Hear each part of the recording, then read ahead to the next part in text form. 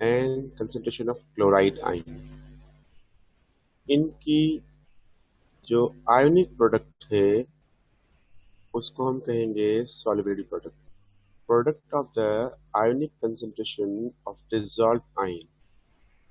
For example, if we are dissolving silver chloride, and we know that silver chloride is sparingly soluble salt, means slightly soluble salt. When we dissolve excess amount of silver chloride, the dissolved concentration जो है वो convert हो जाएगी किसमें, ionic form में. जो dissolve ionisation part है वो आयोनाइज हो गया. जस्ट लाइक कि अगर हम सोडियम क्लोराइड को डिसॉल्व करते हैं तो जितना वो डिसॉल्व हो जाता है वो आयोनाइज हो जाता है.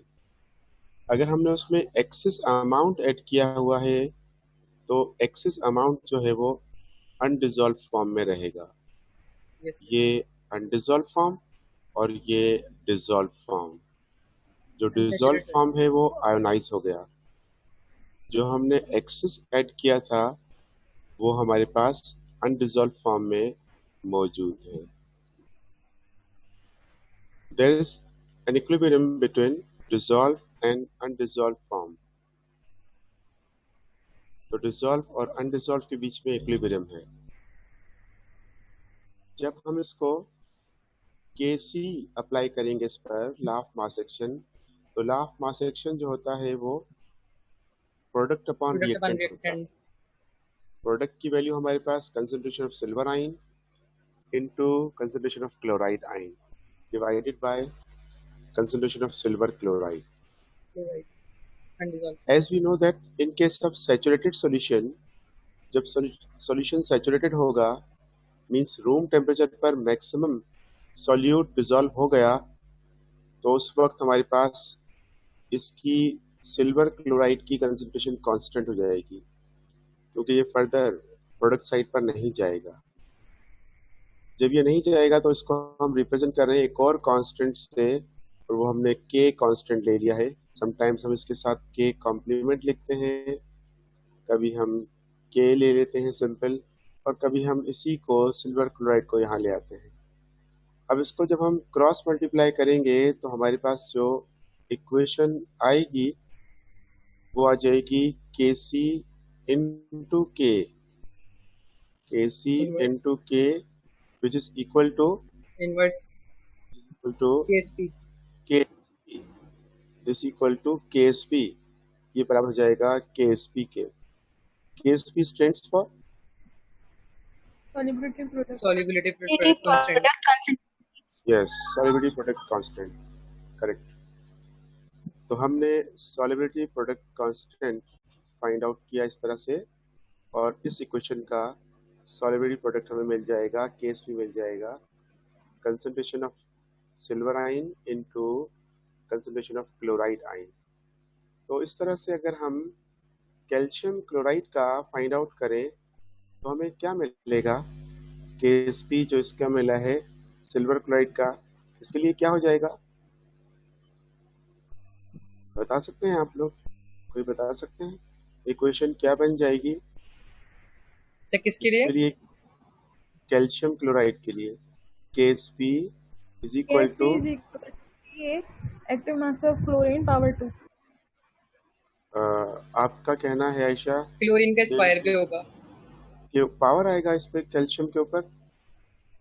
ये जो कैल्शियम जो है +2 ये ऊपर बाहर आएगा ब्रैकेट के. नो सर ये नहीं, क्लोरीन का जो कोफिशिएंट दिया हुआ है ना वो पावर में. Very good. क्लोरीन का कोफिशिएंट जो है वो पावर में आएगा, कैल्शियम का कोफिशिएंट पावर में नहीं आएगा. Very good. ये हो गया हमारे पास केस पी कैल्शियम क्लोराइड का. एल्युमिनियम क्लोराइड के लिए क्या होगा लोचना? सर एल्युमिनियम के लिए जो क्लोरीन का कोफिशिएंट है वो इसके ऊपर क्यूब आ जाएगा, सॉरी पावर 3. जी बिल्कुल ठीक, क्यूब और पावर 3 बिल्कुल ठीक है कि एल्युमिनियम के जो आयंस हैं जो पावर है वो अंदर ही रहेगा ब्रैकेट के, और जो क्लोराइड का पावर है वो बाहर आ जाएगा. तो हम इस तरह से इनके फार्मूला बनाना सीख रहे हैं और इन्हीं के बेस पर अभी हम इनका एक और फार्मूला बनाना सीखेंगे। ठीक है बिलाल, एल्युमिनियम सल्फाइड का क्या होगा?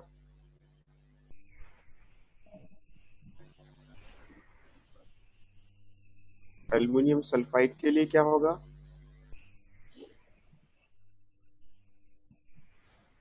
मानूर,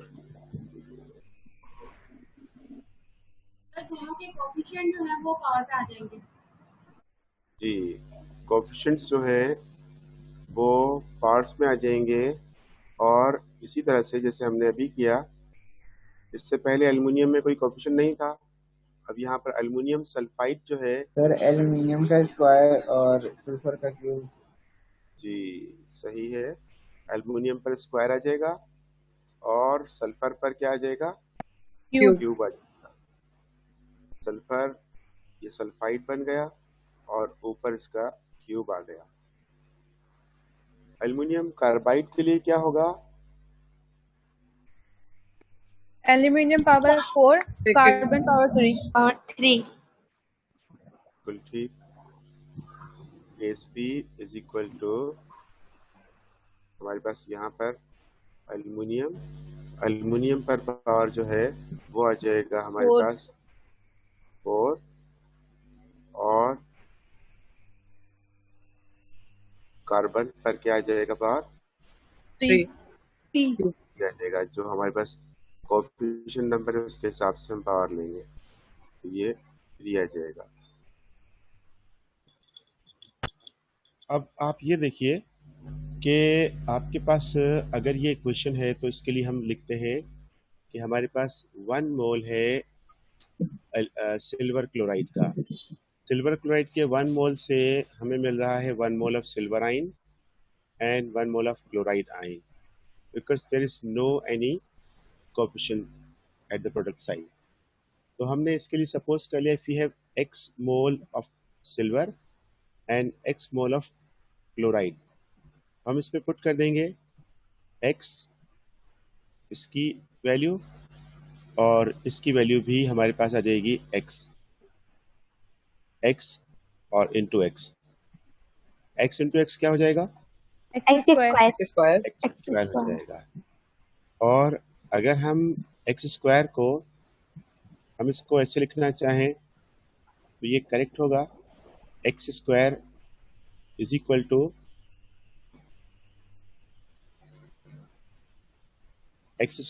टू हमारे पास हो जाएगा क्या? के एस पी। और जब हम इसका स्क्वायर खत्म करेंगे तो हमें क्या मिल जाएगा? केएसपी पे रेडिकल। रेडिकल आ जाएगा। X equal to radical KS. Radical KS भी। ये समझ आ गया आपको। अब मुझे इसके हिसाब से बताइए आप कि सेकंड इक्वेशन के लिए क्या होगा हमारे पास? इसके लिए क्या होगा? सर कैल्शियम का 1 मोल। ज्योति आप बताइए।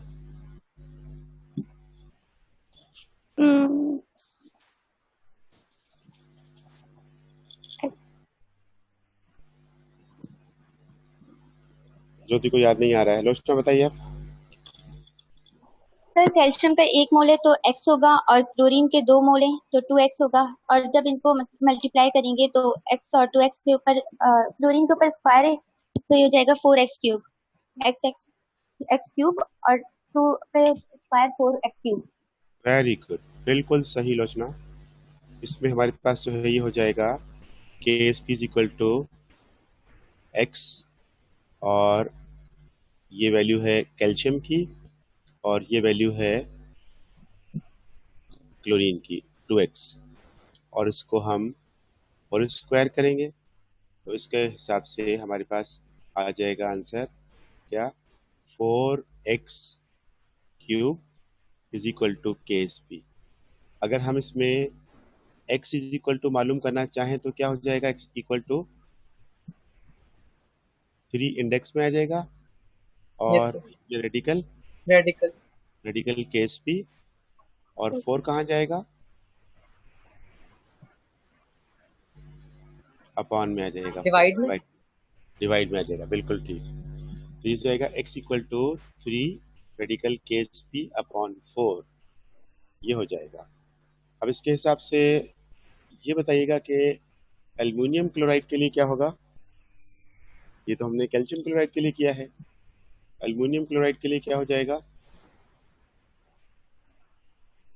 सर एल्युमिनियम का 1 मोल है तो x, और क्लोरीन के 3 मोल हैं तो 3x हो जाएगा, और जब इनको मल्टीप्लाई करेंगे क्यूब वेरी भी है। गुड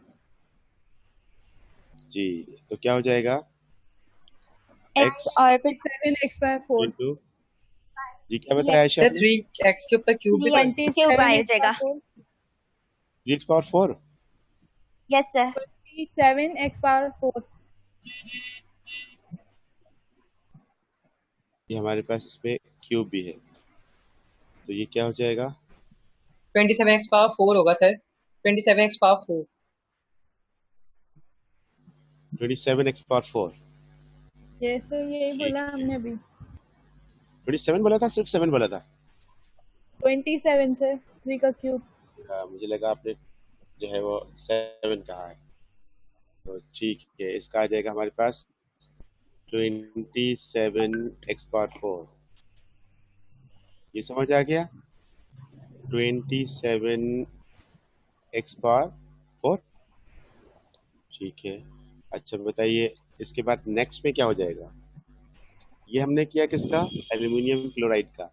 अब एल्यूमिनियम सल्फाइड का बताइए, यहाँ पर क्या आएगा 108x/5 very good 108x/5।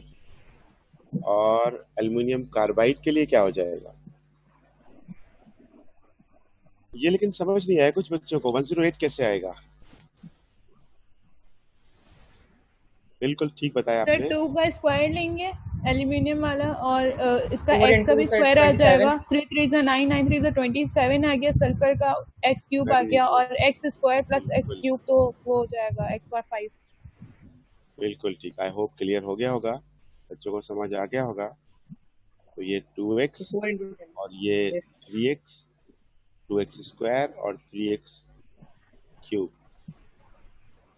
3x cube में हमें मिल गया 27x क्यूब, 2x स्क्वायर में मिल गया 4x स्क्वायर मिल गया इसमें, और इन दोनों को जब हमने किया 4 into 27 किया तो 108 हो गया और x/5 हो गया। In case of aluminium carbide क्या होगा नौफल। सर 16 into 9 होगा। नो सर 16 16 4 का सर 4 का पावर 4 है। 6912x/7। जी क्या आंसर आया, क्या सर बताया आपने। कोफिशिएंट को 6912x/7। बिल्कुल जी, क्या पूछ रहे हैं आप। सर कोफिशिएंट को स्क्वायर में भी रखेंगे और एक्स के साथ भी रखेंगे। जी हाँ बिल्कुल, हम कोएफिशिएंट को स्क्वायर में भी रखेंगे और उसके साथ मल्टीप्लाई भी करेंगे, दोनों करना होता है इसमें हमें। Okay sir. इस तरह से हम इसको सॉल्व करेंगे, तो आप सब कर सकते हैं ना ये, अगर एमसीक्यू आएगा तो आप कर लेंगे। अब इसके हिसाब से Yes. इसकी वैल्यूज भी पुट करेंगे और वैल्यूज पुट करके भी आप इसको सॉल्व कर सकते हैं। ठीक है, तो हम चलते हैं आगे इसको क्लियर करके।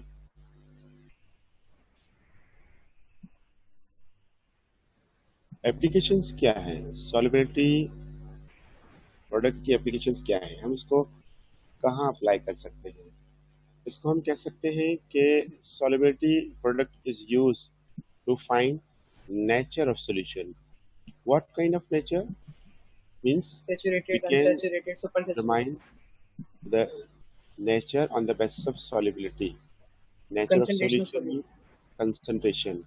What is the concentration of solution? Solution जो है हमारे पास saturated है, unsaturated है या फिर सुपर सैचुरेटेड है। तो ये तीन टाइप्स जो हैं ये क्या होती हैं, तीन टाइप्स।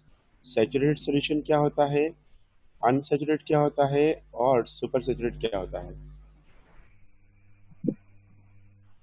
सर सैचुरेटेड सॉल्यूशन के अंदर अमाउंट इक्वल होता है, डिसॉल्व और अनडिसॉल्व। सैचुरेटेड का मतलब कि डिसॉल्व एंड अनडिसॉल्व जो अमाउंट होता है वो इक्वल होता है। यूनोफिल और बाकी होता है। अनसैचुरेटेड के अंदर सर इक्वल नहीं होता, जो डिसॉल्व होता है वो कम होता है और अनडिजॉल्व ज्यादा होता है, और केएसपी के उसमें सुपर सैचुरेटेड के अंदर जो डिजॉल्व होता है वो ज्यादा होता है और अनडिजॉल्व कम होता है। सॉरी सर, डिजॉल्व ज्यादा होता है और अनडिजॉल्व कम होता अच्छा, चलें, ये जो यहाँ लिखा हुआ है इसके अकॉर्डिंग आपने थोड़ा बहुत बताने की कोशिश की। कोई और बताएं, कोई और स्टूडेंट बताएं। है। और सर सैचुरेटेड के अंदर रूम टेम्परेचर के अंदर होता है, और सुपर सैचुरेटेड के अंदर हम टेम्परेचर उसको देते हैं सॉल्यूशन को, ताकि वो और ज्यादा अमाउंट अपने अंदर डिजॉल्व कर सके। गर्ल्स में से कोई बताएं।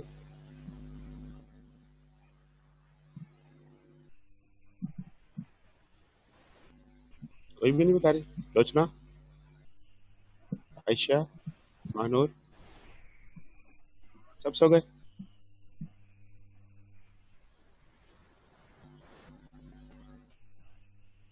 Nature of solution. जी जी बताइए रचना। सर सैचुरेटेड में सॉलिड की अमाउंट ज्यादा होती है, और और अनसैचुरेटेड में जो सॉलिड है वो डिजॉल्व फॉर्म में होता है, मतलब उसमें सर याद नहीं। याद नहीं है। ज्योति, आपको याद है? सर महानूर को याद हो? अनसैचुरेटेड लेस सर कंसंट्रेटेड होता है। अनसैचुरेटेड में डिसॉल्व फॉर्म में होगी। हाँ जी, आप क्या बता रहे थे? सर अनसैचुरेटेड लेस कंसंट्रेटेड होता है और सुपर सैचुरेटेड बहुत ज्यादा कंसंट्रेटेड होता है। और सैचुरेटेड? उसमें सर इक्वल होता है। आप सही कह रहे हैं, लेकिन हम इसमें ये देखेंगे कि how much solute can be dissolve और इज डिसॉल्व, यानी कितने गुंजाइश है हल होने की और हमने कितना हल किया है। तो जो हमने हल किया है, जो हमारे पास कंडीशन है, यानी कैलकुलेटेड केएसपी, उसको हम नाम दे रहे हैं क्यूएसपी का। और जो यस सर। स्टैंडर्ड वैल्यू है उसको हम नाम दे रहे हैं केएसपी का। अगर क्यूएसपी बहुत ज़्यादा है और केएसपी कम है, इट मीन्स सॉल्यूशन जो है वो सुपर सैचुरेटेड। हमने सॉल्यूट जो है वो एक्सेस डिसॉल्व कर लिया है, लेकिन अगर उसके बाद मज़ीद हम उसमें हल करेंगे तो वो प्रेसिपिटेट आउट हो जाएगा, वो पीपीटी बन जाएगी, अनडिसॉल्व फॉर्म में वापस आ जाएगा। क्योंकि जो सुपर सैचुरेट है तो उसका मतलब कि हम उसमें सॉल्यूट को गुंजाइश से ज़्यादा हल कर चुके हैं। गुंजाइश से ज़्यादा हल करने का मतलब हमने उसको हीट देकर सॉल्वेंट की एबिलिटी को बढ़ा लिया, और उससे फिर ये कि वो मैक्सिमम सॉल्यूट डिसॉल्व हो चुका है। तो मैक्सिमम सॉल्यूट के डिसॉल्व होने के बेस पर हम कहेंगे कि अब अगर आपने इसमें थोड़ा सा भी अमाउंट और ऐड किया, थोड़ा सा भी एक्सेस किया, तो वो प्रेसिपिटेट आउट हो जाएगा। In case of unsaturated solution, more solute can be dissolved और more solute can be added। अगर हम मजीद solute को ऐड कर सकते हैं, that means the condition we have is ionic product जो हमने कैलकुलेट की है KSP, that is smaller than the given KSP। गुंजाइश के हिसाब से जो KSP है that is given KSP, और जो हमारे पास कंडीशन है that is QSP। तो फॉर एग्जाम्पल अगर एक गिलास पानी में हम 20 ग्राम्स ऑफ शुगर डिसॉल्व कर सकते हैं, गुंजाइश है 20 ग्राम्स शुगर की, हमने डिसॉल्व किया है अभी कितना, 8 ग्राम्स। इट मीन्स वो सॉल्यूशन सैचुरेटेड है या अनसैचुरेटेड है? अनसैचुरेटेड। अनसैचुरेटेड है, अभी बहुत गुंजाइश बाकी है। 20 ग्राम्स की गुंजाइश थी, कैपेसिटी थी, और हमने स्टिल 8 ग्राम्स को डिसॉल्व किया है, तो रिमेनिंग 12 ग्राम्स की गुंजाइश बाकी है। तो it means the solution is unsaturated. If you dissolve more amount then it will be dissolve and precipitate will not form. लेकिन अगर हम देखें 20 ग्राम्स की गुंजाइश है, 20 ग्राम्स ही हमने डिसॉल्व कर लिए हैं, इसका मतलब कि अब रूम टेम्परेचर पर जो गुंजाइश थी वो ख़त्म हो चुकी है और सॉल्यूशन जो है वो हो चुका है सैचुरेटेड सॉल्यूशन। सैचुरेटेड। लेकिन अगर हमने 25 ग्राम डिजोल्व कर लिया है, आपको पता है कि रूम टेम्परेचर पे तो डिजोल्व होगा नहीं, तो हम क्या करेंगे, हमने गर्म टेम्परेचर करके देंगे। टेम्परेचर देकर उसकी एबिलिटी को बढ़ा दिया, कैपेसिटी को बढ़ा दिया और हमने 25 ग्राम डिजोल्व कर लिया है। अब 25 ग्राम हो चुका है, कैपेसिटी खत्म हो चुकी है। अब हम मजीद उसमें 2 ग्राम्स और डिजोल्व करना चाहते हैं, तो जो हमने और डाल दिया, जो और ऐड कर दिया, that will precipitate out, that will become in undissolved form, और वो अनडिजॉल्व फॉर्म में आ जाएगा और हम उसको आसानी से अलग कर लेंगे। तो ये हुआ हमारे पास ये दो केसेस। तीसरा केस है, जितनी गुंजाइश है उतना ही हल किया है, दोनों इक्वल है QSP एंड KSP, तो फिर हम कह सकते हैं कि सॉल्यूशन की नेचर वो है सैचुरेटेड। तो सैचुरेटेड के केस में ना ही आप एक्सेस सॉल्यूट को प्रेसिपिटेट आउट कर पाएंगे, ना ही मजीद सॉल्यूट उसमें डिसॉल्व हो पाएगा।